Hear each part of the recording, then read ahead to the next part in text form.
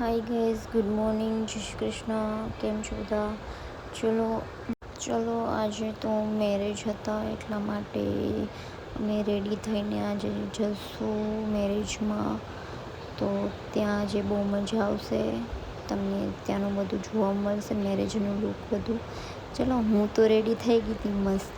પછી અમે જવાના હતા તો અમે ત્યાં જઈશું અને ત્યાં પહોંચીને પછી તમને બતાવીશ કે બધું કેવું છે. તો ચલો અમે જઈશું. અને આ અમદાવાદમાં સિગ્નલ બહુ જ હોય છે, 2 મિનિટે બંધ થઈ જાય. તો અમે ત્યાં પહોંચીને હું તો મસ્ત રેડી થઈને બેઠી હતી અને મારી જે બેન હતી એમનું ફોટોશૂટ ચાલતું હતું તો એનું ફોટોશૂટ કરતા હતા. તો હું ત્યાં બેઠી હતી. પછી આ બધું હું રેકોર્ડ કરતી હતી. તો સારું હતું બધું જ ત્યાં, બહુ જ મસ્ત હતું અને અમને તો બહુ જ મજા આવી હતી. અને જ્યુસ આવ્યું હતું અમને, શરબત, તો અમે એ પી લીધું હતું અને બહુ જ મસ્ત હતું. તો મારી ફેમિલી છે બધાને પછી રીલ્સ બનાવી હતી. તો બધા મારા માસી, મામી, મમ્મી, પપ્પા બધાને રીલ્સ બનાવી દીધી મેં. તો મારા મમ્મી પપ્પા તો બધા જો આ ફેમિલી છે મારી, તો અમે બધાએ ફેમિલીનો એક વિડીયો બનાવ્યો હતો. તો જુઓ તમને કેવું લાગે છે તો કોમેન્ટમાં કહેજો કે લાઈક, સબસ્ક્રાઈબ કરજો.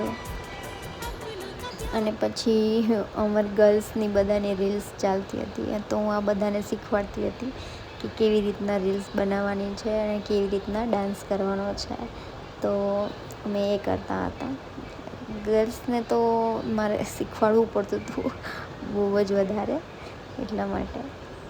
તો તમે જોઈ લો કે અમે રીલ્સ ઉતારી હતી, પણ આ મેં પોસ્ટ નથી કરી કેમ કે બરાબર થયું નહોતું એટલા માટે. પછી હું મારી ખુદની એક રીલ્સ બનાવવાની બાકી હતી તો હું મારી રીલ્સ બનાવતી હતી. તો આ તો મેં પોસ્ટ કરેલી છે. પછી ચલો, ભૂખ લાગી ગઈ હતી તો જમવાનું રેડી થઈ ગયું હતું.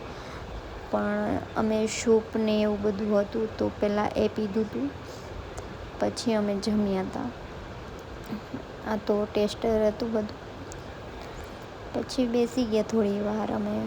પછી મેરેજ ચાલતા હતા તો અમે એ જોતા હતા મેરેજનું કેવું ચાલે છે. પછી મેરેજ પૂરા થઈ ગયા એટલે અમે લોકો નીકળી ગયા હતા. તો મેં વેટ કરતા હતા. મારા બધા ભાઈ હતા એ બધા મેટ્રો ટ્રેનમાં ગયા હતા તો અમે વેટ કરતા હતા. એ આવે પછી અમે જઈએ ને.